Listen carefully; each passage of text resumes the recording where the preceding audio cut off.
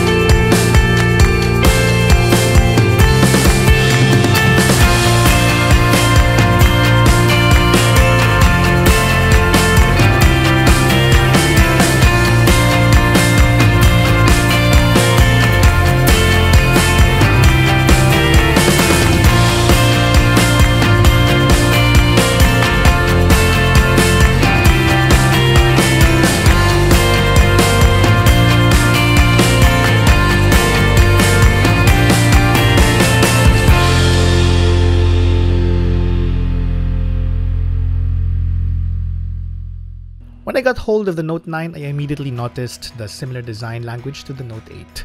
But there was something a bit different about it, and it was more symmetrical and uses less curves. In some angles, it may even look like the bezels are slightly thicker than its predecessor. So did those things make it worse? Not exactly. I actually like the way the device feels in the hand.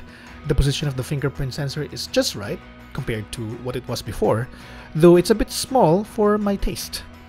Then there's the glossy finish, which make it a smudge magnet but adds a more premium vibe. Perhaps the most striking thing about it is the display, which is a 6.4-inch Infinity display with QHD Plus resolution, something you don't commonly find these days, even in some flagships, as everybody seems to be going to the FHD Plus direction. As such, details are impressive and colors are punchy and lively. Text is also as sharp as it could get. Only now it has auto scene detection, which allows the camera to intelligently adapt to a number of scenes.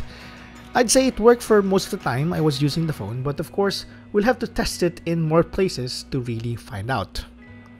The main camera now has a dual aperture mode, which basically allows you to switch between f1.5 and f2.4 apertures, which in turn leads to a better low-light photos. We found this in the Galaxy S9 and S9 Plus, and it was really cool to begin with. A feature that every Note device thrived on is the S Pen. And in the case of the Note 9, I'd say they did a spectacular job with it. Why? Because now the S Pen is connected to the phone via Bluetooth, and also has its own battery which can be charged in less than a minute just by simply putting it back to the phone. That means the S Pen can now be used as a remote for a number of things. Say opening a camera app, switching between the front and the rear cameras, taking a photo, navigating your gallery, controlling music playback and your presentation slides, among many other features. And yes, while you're actually scribbling on your device, you can actually hear something while you're writing. Will it work without the battery power? Yes. It can still function as a regular S Pen for taking down notes and other tasks even without charge. During the press event a month ago, my sample unit had around 35% of charge when it was given to me, and after about 12 hours, it still had around 10% left. It was very impressive. That's with the light usage, of course. Samsung Galaxy Note 9 may not be as impressive phone hardware-wise, but I think that Samsung did focus on the right thing. Instead of trying to up the ante on hardware, they concentrated on improving the user experience, adding features that are not just to show, but are really useful to the end user. So, is it the best Note device to date? Can't say yet. There are other things that we need to try out. Stay tuned for a full review at gadgetphilippines.net.